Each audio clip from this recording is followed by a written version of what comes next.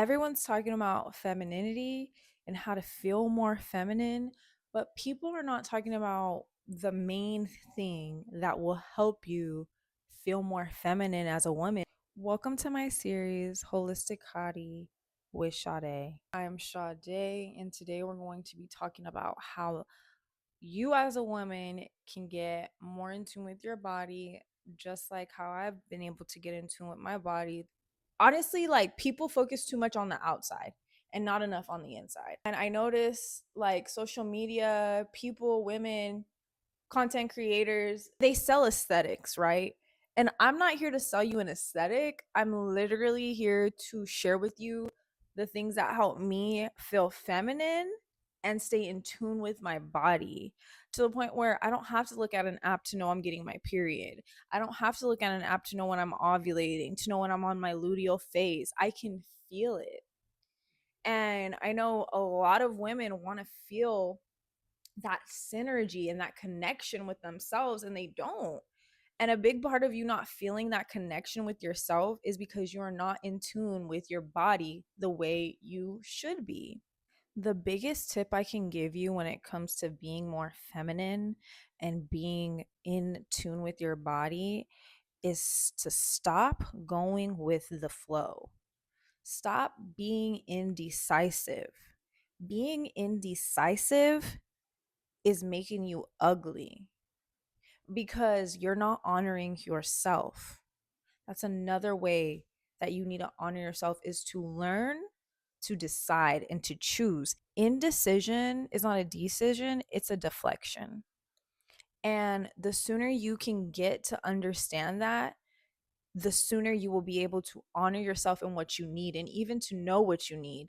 Because I realize a lot of women, they don't even know what they want, they don't know what they need because they're not in tune with themselves. So let's start there. Let's start with being able to make choices, saying yes, saying no, and really sticking with that feeling. Your lack of ability to make a choice is a trauma response. So you're older now. This is on you. This is your responsibility. So let's take accountability for the ways in which we're not honoring ourselves that we can. Start saying yes or no.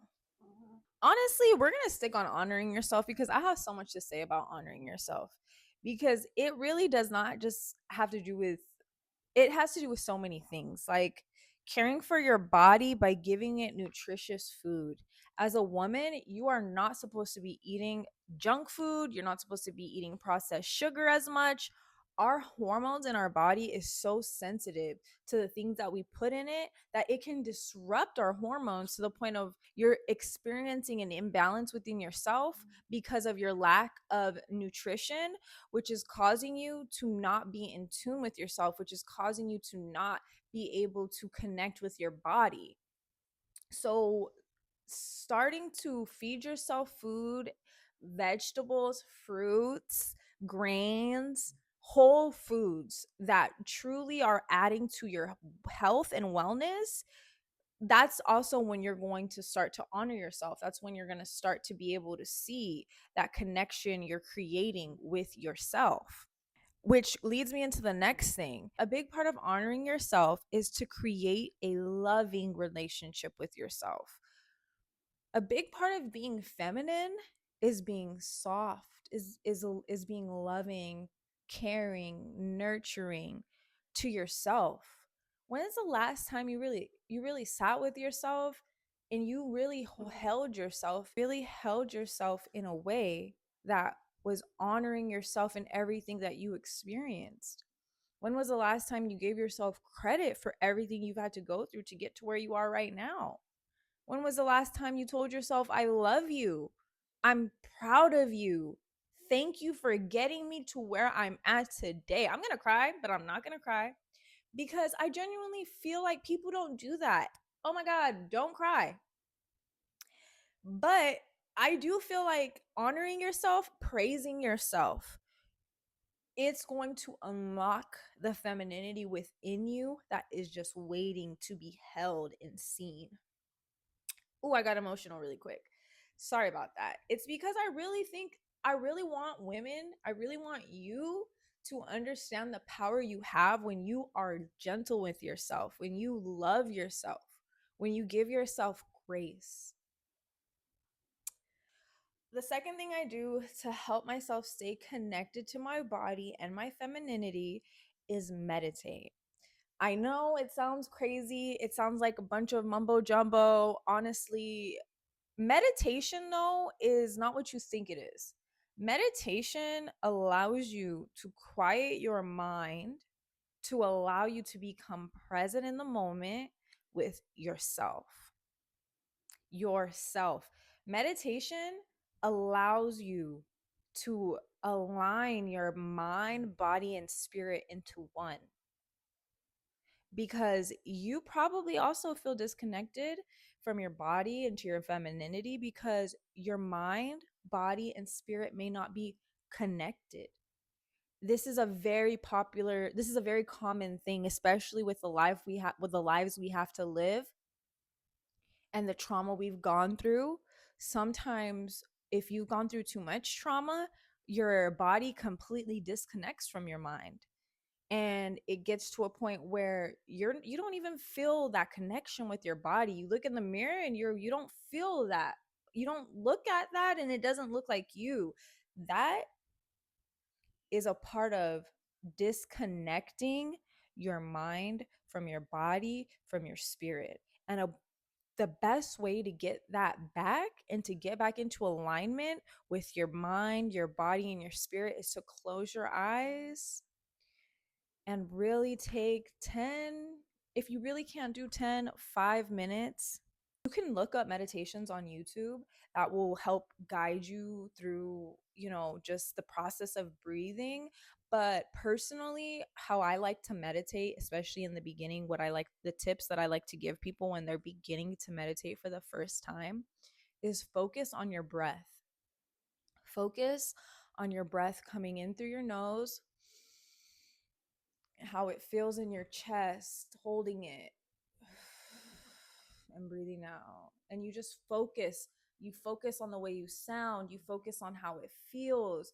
You focus on that practice of breath.